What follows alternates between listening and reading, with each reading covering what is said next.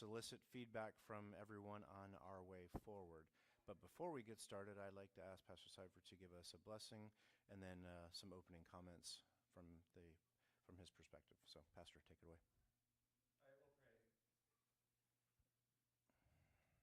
Dear Father in heaven, as we set about the business of expanding our facility, we ask that you would send your Spirit through your word to remind us that your church is not built on foundations of concrete and encased by walls of wood and stone, but that we are your church. And you've built us on the foundation of your word, on the foundation of the apostles and prophets, and that your Son, Jesus Christ, is the chief cornerstone. And that the success and failure of your church does not depend upon the size and beauty of the buildings, but it's the work of gospel proclamation that brings people into your kingdom for time and for eternity. That said, we ask that you would bless the ministry that we carry out here with an expanded facility that serves the proclamation of your word and the glory of your name. Amen.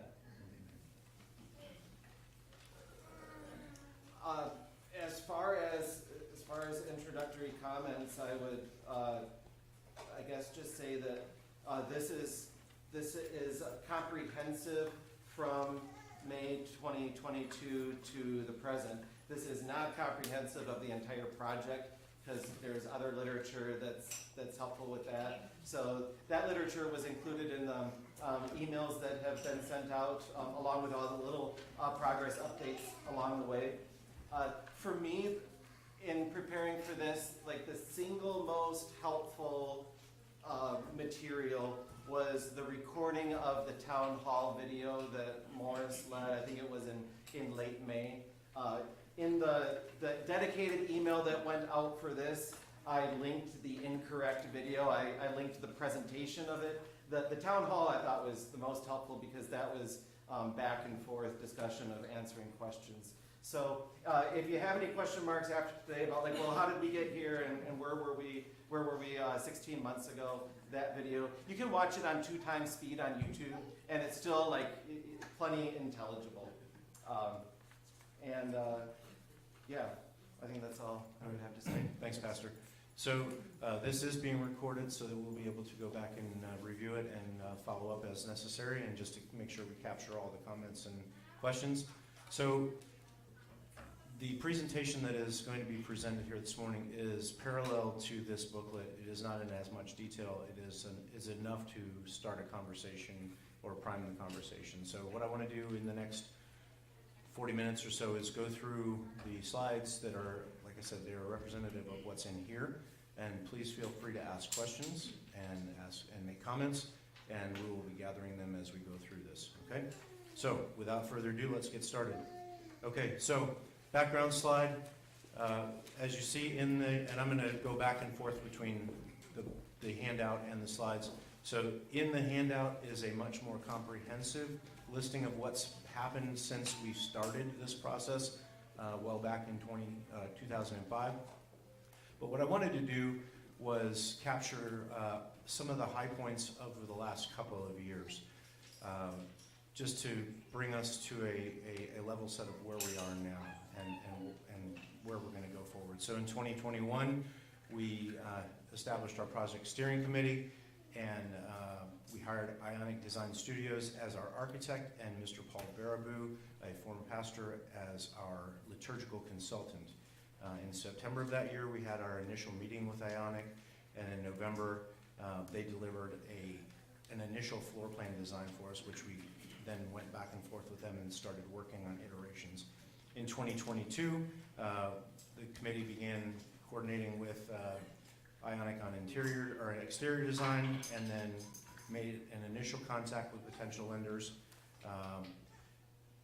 We had our congregational updates in town hall that Pastor mentioned in May of 2022, and then from that we, the council and the committee, received authorization to contract with Ionic for the design, development, and construction documents phase. So really getting into the details of the project and getting all of the necessary documents put together, the architectural designs, the the site development and things like that that have to go to the county to get approved, okay?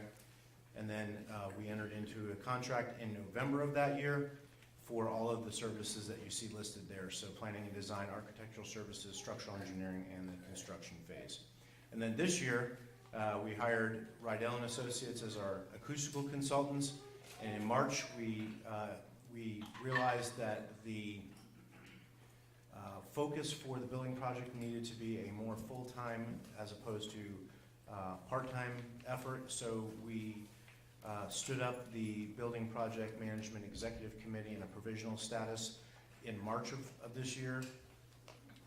And in June, the voters ratified it as a permanent long-term committee to lead us through this project. Site plans were submitted to Chesterfield County in May, and then we conducted interviews with 3 prospective builders in September, and we'll talk a little bit about that as we go through this. Any questions up to that point? Just a quick overview of where we're at. Okay, so as you look in your booklet, there are some pages here that relate to the design changes that have happened since last May. So I'll go through these real quickly. So in the design that was presented to the congregation in May, this is essentially the graphic that was presented then. The overall layout has not changed. However, we had a couple of key things that have changed that I wanted to bring to everybody's attention. So the doorway between the narthex and the fellowship hall, which would be here, the new fellowship hall then was widened. We looked at that and determined that we needed to have a wider view for aesthetics purposes and also functionality. The little worshipers room has been replaced with an audio-visual station. That came about from feedback from young families who gave us the feedback that they would prefer to not have the little worshipers room and utilize other spaces within the facility. So what we've done is put an audio-visual station, or worked on Ionic building us an audio-visual station in that corner. And then the choir area, which is in this corner of the new sanctuary, the raised platform has been reduced in size to allow the choir to be tiered and create a little bit more flexibility in that space. Okay, as it was originally designed, the platform was wider and deeper, and then didn't allow as much movement in that area. And we thought that the tiering of the platform would create a little bit more efficiency. Exploring options for enlarging the doorway between the narthex and the sanctuary, which would be here. Okay. Options are limited. There will be a firewall there, so we do have to work within the constraints of that. But again, for aesthetics purposes and then functionality as well, we're looking at our options on how we can put in a very nice looking and functional larger door. And then the acoustical consultant has been providing us recommendations for the acoustics within the whole facility, but particularly in the sanctuary. And we're working with Ionic and getting those recommendations incorporated into the plans. And then the last thing that I'll highlight is that the ramp access that was originally designed, and I believe it was on this side of the chancel area, that's been removed. And the reason for that is in discussion with architects and with feedback from others, that the ramp was not a necessary thing, that because there's only a step up there, that wasn't too much of an issue for handicap to be able to access the chancel area. So we've removed that and provided a bit more space up front. So any questions on that? Okay. All right, exterior wise, so this picture that's on there is from the original drawings. We've gone back and forth with the Ionic, and what we've done is remove the cross that's on this north-facing gable. As it's designed, we're working through on different designs to present a little bit differently. There will still be some effect there, but the way that was designed, we felt that wasn't going to meet our needs, so we're just architecturally looking at redesigning it. There will be, and a lot of it has to do with how the windows or window behind behind the chancel will look, and the amount of light that comes in. So we're working through that still. And then the window has been changed to continue the style of the windows facing the parking lot. And as it says here, it also bears resemblance to the cross window in our current facility. So working through that. No, not finished yet, but that is a change. Okay? And then lastly, the site design. I know that's very difficult to read, but you do have a larger blow up in the booklet, and the highlights here on the site changes. So parking expands up to 96 spaces. The parking lot entrance over here, where am I at here? Yeah, parking lot entrance here is widened to 3 lanes, and then drainage is improved from around our current facility. So the site plan allows for drainage and runoff on the sides of the facility. The county is requiring us to put a sidewalk along our entire property length along the front, along Old 100. And then a swale for stormwater management is required on the southwest side of the property. So down here where we have trees up in the front line of the property, we are required to put in basically a runoff / retention swan. It's called a swale. It will be a graduated depression, if you will, that is meant to catch runoff when there is excessive water drain, from a large storm or whatnot. Most of the time, that will sit empty and dry. We are in discussions with the county. They are initially at least telling us that we have to put a fence up around that. So we're working through that right now to see if that ultimately will be the case. But as of right now, that is definitely going to be there. Whether or not it ends up having a fence around it of some sort remains to be seen. But that is a feature that will be part of this based on all of the additions to the construction around the property. Questions or comments on that? Okay. All right, so now we're going to shift gears a little bit and we're going to talk about the financial outlook. So page 9 of your booklet, pages 9 through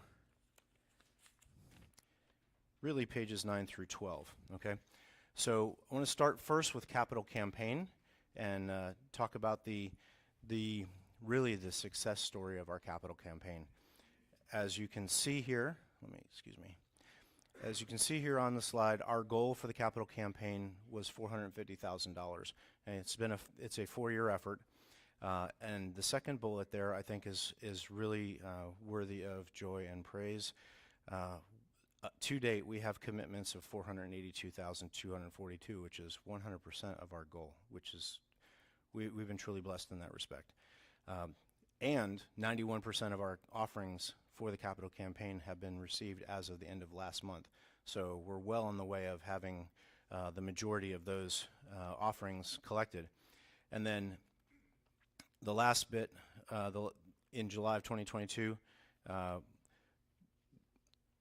the capital campaign, if you'll recall, part of what the voters decided to do was the majority of it was going to go towards the building project, but 10% of it was going to go to MLC's Equipping Christian Witness campaign. So in July of 2022, you can see that those figures that are listed there were distributed at that time for those two endeavors. Any comments or questions on the capital campaign? I will say capital campaign is essentially winding down towards the original timeline of what we had planned for. However, it isn't closed. If you are still interested or someone you know is still interested in contributing towards the capital campaign or have not yet made a commitment or an offering towards it, you're more than welcome to. I just ask that you reach out to Ryan Olson, who is the capital campaign chairman, and get in contact with him. We will continue to build that fund up as we do. Okay. Comments. Okay, debt reduction, another good news story.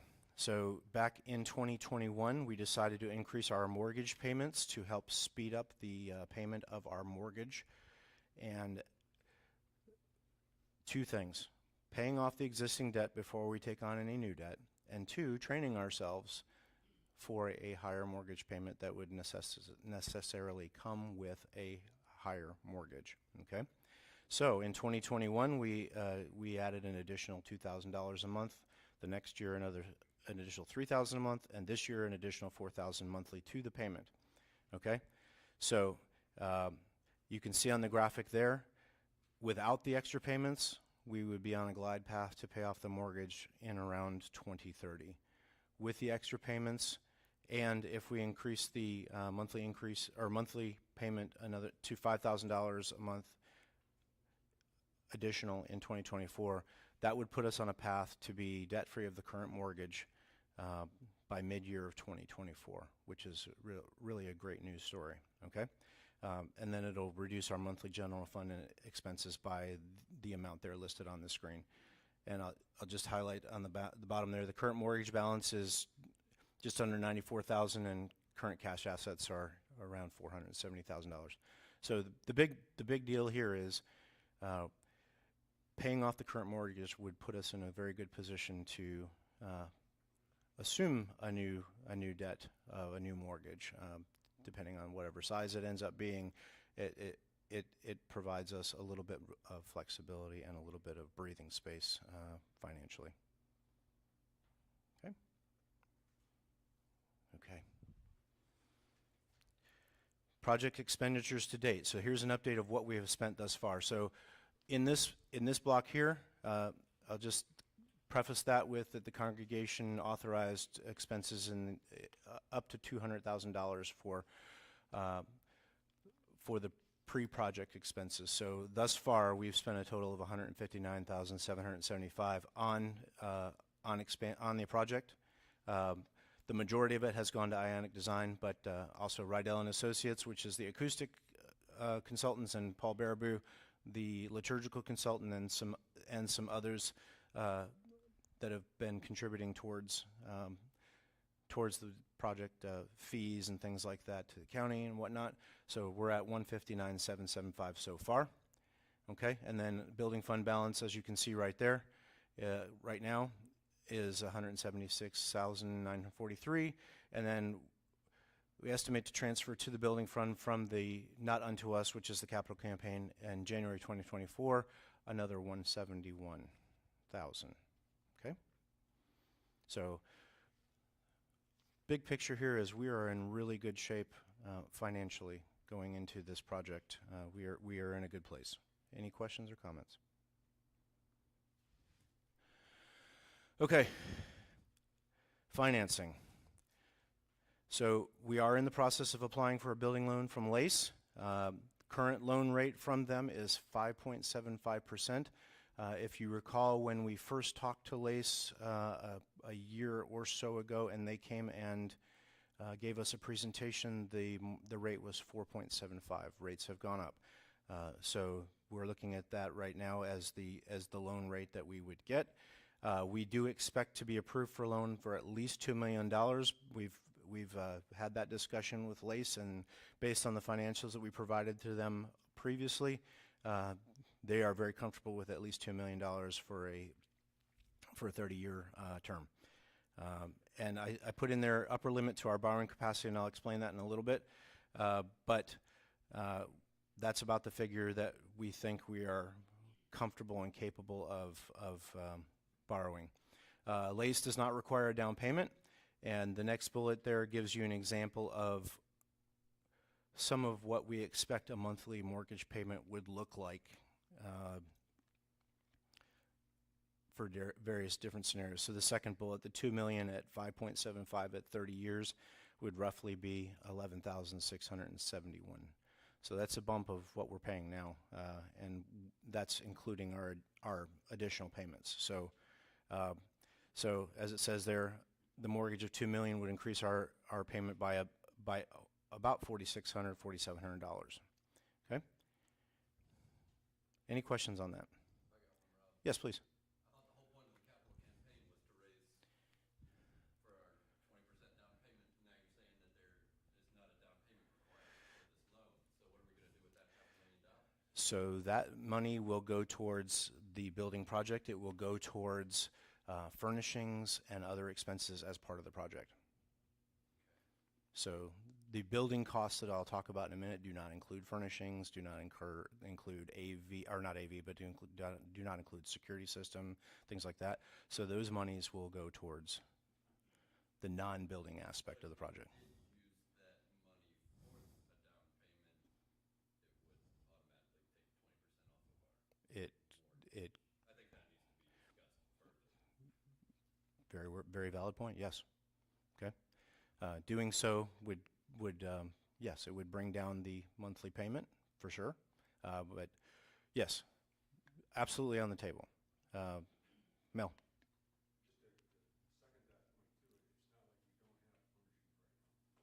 Don't have, I'm sorry. It's not like we don't have furnishings right now. Correct. Yes. So everything is on the table for discussion as far as how we execute our financing package and how we allocate the funds that we currently have. Absolutely. Everything that I'm providing this morning is here's where we're at, and we the council and the committee want the feedback and guidance from the voters. Okay. All right, any other questions or comments on this? All right, thanks. Okay, so I mentioned that we interviewed 3 prospective builders in September, 3 established builders who have a lot of experience in building churches and religious facilities. The builders were Century Construction, Taylor and Parrish, and the Norman Company. They're all local builders. They've all got great reputations, well vetted. The second bullet there, all of them came in with almost identical estimates of $4.5 million for the project as a whole.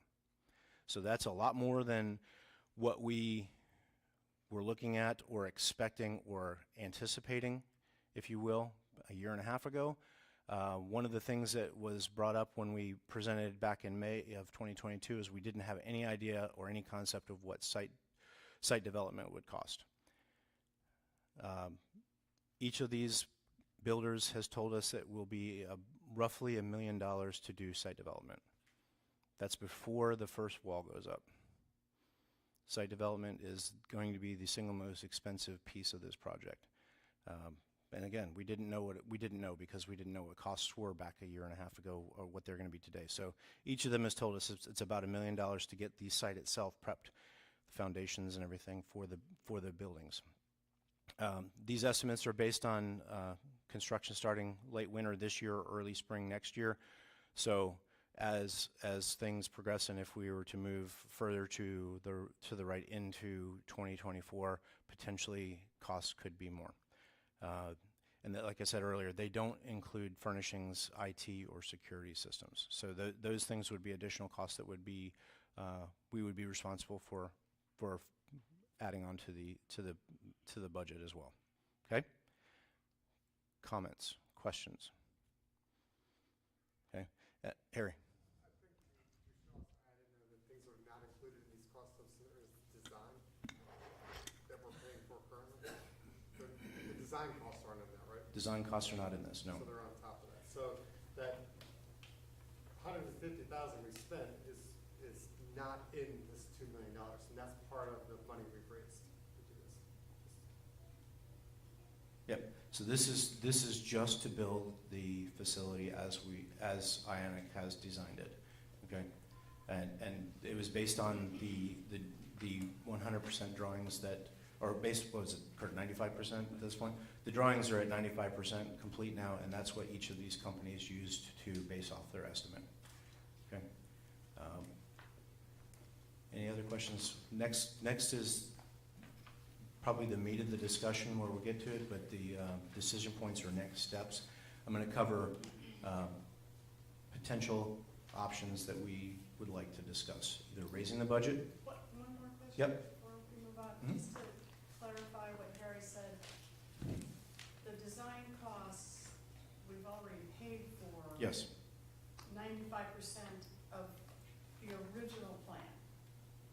If we decide to do something different, whether that's phases or whatever, if there are changes to the phases, that's where the additional design costs would come in?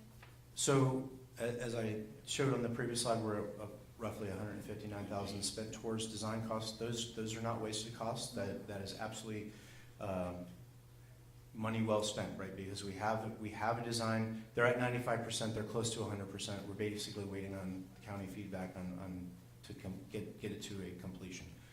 If we were to go, as we discussed, potentially breaking up a project into different phases or whatnot, if we were to do redesign, we anticipate that there would be a cost to that, but we also anticipate that that redesign cost would still be within that 200,000 that we've allocated towards design. Does that answer the question? Yes. Okay. So I want to talk about 3 different potential paths, if you will, for the next steps: raising budget, reducing the project, or breaking it into 2 phases. So start with raising the budget. So as I mentioned earlier, we believe we have a capacity to service a mortgage of $2 million. And that's based on what our anticipation of the monthly mortgage payment would be. We're paying $7,000 a month for our mortgage now, and with the interest rates, if we are going to get a 5.75 interest rate, that's $11,000, almost $12,000 a month. That's a significant increase of what we're putting towards the mortgage right now. So just doing rough math, that we don't think, and I will absolutely open it up to feedback or conversation on this. We think that 11,000 or 12,000 a month is probably our upper limit of what we're able to support on a monthly basis at this time, based on current givings and trends.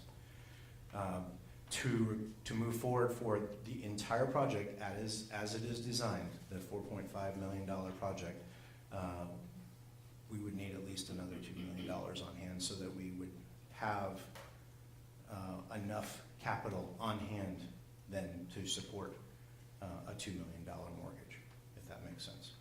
Okay. Now, that is in the realm of possible. God is good, and there may be gifts out there that we are not aware of, that someone has the ability to provide an extraordinary near-term gift, and that would be an incredible blessing. If there is such a donor out there, I'll just put it out there. Please let Ryan Olson know so that he can put that as part of our capital campaign. You never know. So God can bless us in ways we just don't have any idea of today. So that we're just being completely transparent and honest there. If we were to do the whole project, we would need some immediate capital so that we would be able to finance the rest of it. Okay? Comments? Questions? Okay. There is an option of reducing the project. So a couple of elements here. So value engineering, that is something that is done in coordination with the architect and whatever builder we eventually would hire. And value engineering basically is part of the pre-construction services where the architect and the builder collaborate with us to find things in the design and the systems that are projected to be part of this project that could be modified for cost savings, okay? So example, the design is for an HVAC that costs $50,000. Potentially you could look at an HVAC system that was less than that and would reduce the overall costs. That's just one example. Or using different kinds of windows or something like that where it wouldn't affect the overall project materially, structurally, and design-wise, but essentially think about it as using not a top-of-the-line HVAC system, but an HVAC system that is completely adequate but and meets the needs, but it's not the Rolls-Royce, it's a Cadillac instead. Maybe that's a way to put it. Okay, so that's value engineering. So that is a way. Also deferring elements of the project, that could be a possibility as well. For example, we've talked to Ionic, and a couple of things that could happen is if we went through with building the entire project, but we didn't do anything with the existing structure. We just left it be. Now we have plans to update inside this existing building and renovate it, but we could do that. We could leave it alone. We could build the classroom wing, but just basically build it as a shell. And then at such time when we were able to come back and put drywall up and finish it, we could do that. And that would be a cost savings as well. Now, as you see there in the blue, the value engineering and smaller project deferments are not likely to reduce the cost enough for us to afford the entire project. So value engineering, as that second bullet says, about 5% is what we could expect through value engineering out of a $4 million project. It's not an insignificant amount of money. It's probably down enough to bring it down to where we need it to. So just another option, okay? And I will, before I go forward, a solution that we come up with, whatever solution we come up, may be a combination of all the above. So the discussion, we're looking for some good feedback and hope everybody has an opportunity to provide that. Okay. Next one is a two-phase project. Council and the committee have had a lengthy discussions on this and have spoken to Ionic, and we believe that a two-phase project is probably, at this time, the most realistic way to go forward and still achieve our long-term goals. So we're looking for the feedback from everyone on this approach or any other approach that might be out there. So if you look in your booklet, page 13 and 14 has these graphics if you can't see them up on the screen. But here is the recommended phased approach. This is the existing, and this would be the new. So this is the new this would be the new narthex and the classroom wing. In phase one, our initial concept is build this new section, defer the new sanctuary, and instead take this existing sanctuary and probably 40 or so feet of the existing narthex and convert this into an interim sanctuary space, which would actually increase our space pretty significantly and allow us to grow into a bigger sanctuary as a bridging strategy while we are working towards doing phase two. So this is right now our idea of what would probably work best for a phase one. And then phase two is to build on the new sanctuary and then do the interior renovation of what is now the current space into the multifunctional area, and we would build out the kitchen area and whatnot at that time. And the dollar amounts that are associated with each of those portions is listed there on the slide. So I'll open the floor to any discussion on this at this point. That breakout of phases is so cool. Like, I love phase one. That would be great. Okay. I agree. I mean, as I think I'm probably the only current teacher in here, that they've got a priority on the education wing. It's what we wanted for a long time. I feel like it's what's needed, so we're not in the kitchen, and we have a dedicated space where we can really foster our youth and give them the attention and the facility that they need. Okay. One other comment. So before we go further, so you notice this little red arrow here about a kitchenette. So the original plan has always been to have rough-in plumbing in this classroom for a sink or something like that. So if we were to go with this phase, we would put a small kitchenette into that larger classroom that we could use as an ad hoc kitchen or prep area for after worship snacks or whatnot. And if we were to have an event, it wouldn't be a kitchen. It wouldn't have it would almost certainly probably not have an oven. We could probably put the refrigerator in there. The sink would be in there, so we'd have at least some capacity for food storage and whatnot. It would be a working solution. So we would lose kitchen space if we went with this. The council and the committee discussed that quite a bit because we do use the kitchen, but we felt that it was an acceptable trade-off.